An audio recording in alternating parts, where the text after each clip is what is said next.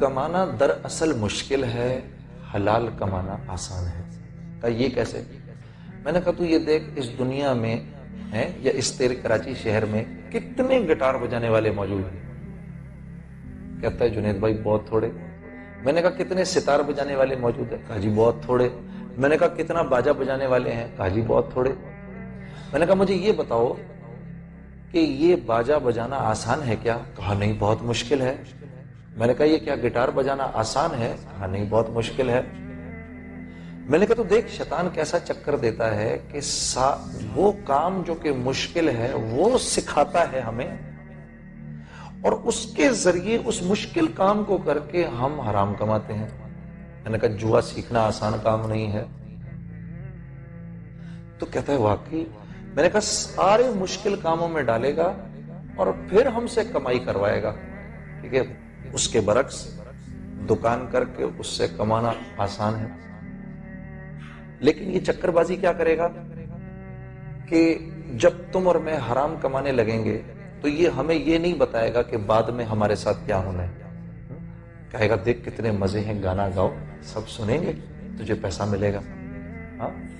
اور جب ہم حلال کمانے لگتے ہیں تو پہلے ہمیں سجھاتا ہے یار حلال کمائیں گے، پہلے دکان کرائے پہ لینی پڑے گی، پھر مال پتہ نہیں بکے نہ بکے، کوئی ہم سے مال خریدے نہ خریدے۔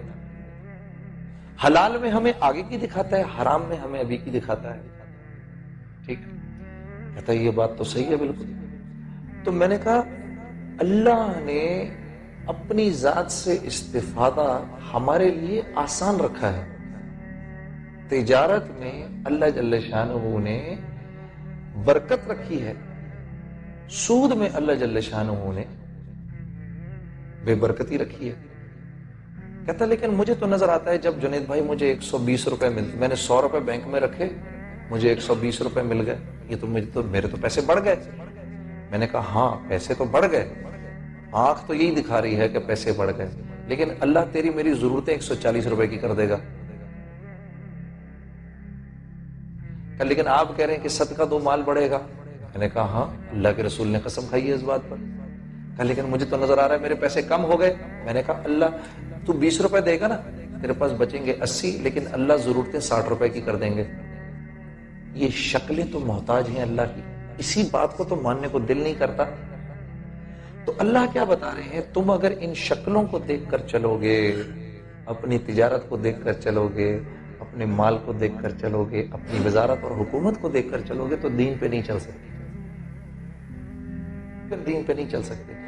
دین پر تو وہ چل سکتا ہے جو ان تجارتوں، ان وزارتوں، ان حکومتوں کے بارے میں دل میں یہ ارادہ رکھے کہ یہ ساری کی ساری چیزیں مجھے پالنے میں اللہ کے امر کی محتاج ہیں۔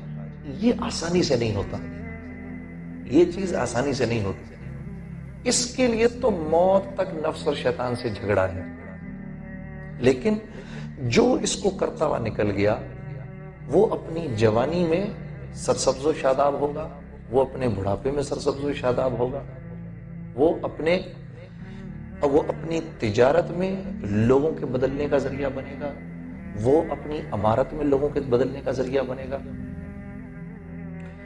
اب یہاں جتنے لوگ بیٹھے ہیں سب یہ کہہ رہے ہیں یار ہم ایک ایسے معاشرے میں رہنا چاہتے ہیں جو معاشرہ ایک سرسبز و شاداب معاشرہ ہو، اس میں سچ ہو، اس میں جھوٹ نہ ہو، اس میں لوگ ایک دوسرے کی عزت کریں، اس میں لوگ آپس میں محبت سے رہیں، اس میں حلال کمائی ہو، اس میں عورتیں پردے میں ہوں، اس میں فلاں فلاں فلاں فلاں۔ کون نہیں چاہتا؟ سب چاہتے ہیں جی، ہیں جی، سب چاہتے ہیں، بالکل سب چاہتے ہیں۔ استاد یہ چاہتے ہیں کہ طلباء ان کی عزت کریں، کون استاد یہ نہیں چاہتا؟ طلباء یہ چاہتے ہیں استاد ان کو صحیح سبق پڑھائیں، ان کی صحیح تربیت کریں، کون طالب علم یہ نہیں چاہتا؟ تو اللہ جل شانہ نے استاد کی مرضی کی ساری چیزوں کو طلباء کا دین بنا دیا، اور طلباء کی مرضی کی ساری چیزوں کو استاد کا دین بنا دیا۔ یہ دین ہے، اتنا آسان ہے۔ لیکن میرے عزیزو، وہ انسان معاشرے میں کوئی نہ کوئی چینج لا سکتا ہے جو خود اپنی زندگی کو چینج کرنے کے لیے تیار ہو۔ یہ اللہ کا فارمولا ہے جو بات سمجھ میں نہیں آتی۔ کیونکہ یہ مشکل ہے. آدمی کی نظر اپنی ذات پر نہیں جاتی، وہ اوروں کو دیکھتا ہے. سوائے انبیاء علیہ السلام کے کوئی معصوم نہیں، ٹھیک ہے، سب غلطی کے پیکر ہیں.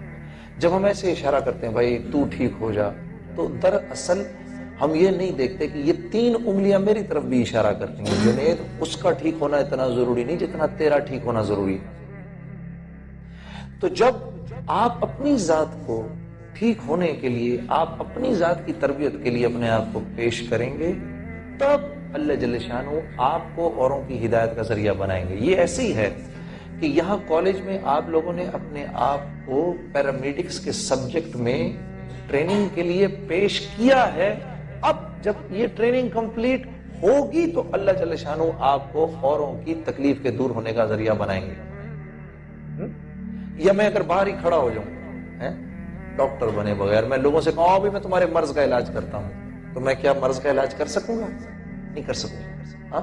ہاں، میڈیکل کالج میں، پیرامیڈکس کے کالج میں اپنے آپ کو ڈالوں گا، یہاں پر جو یہاں کی جو نالج ہے اس کو سیکھوں گا. جب سیکھ لوں گا کسی نہ کسی درجے میں مجھے چیز آ جائے گی، پھر اللہ مجھے استعمال کرے گا اپنے بندوں کی فلاح کے لیے. اللہ کا معاملہ یہ ہے. یہ بات ہمیں دنیا کے معاملے میں تو سمجھ آتی ہے، دین کے معاملے میں سمجھ نہیں آتی. ہم ہر ایک کو ٹھیک کرنے کے چکروں میں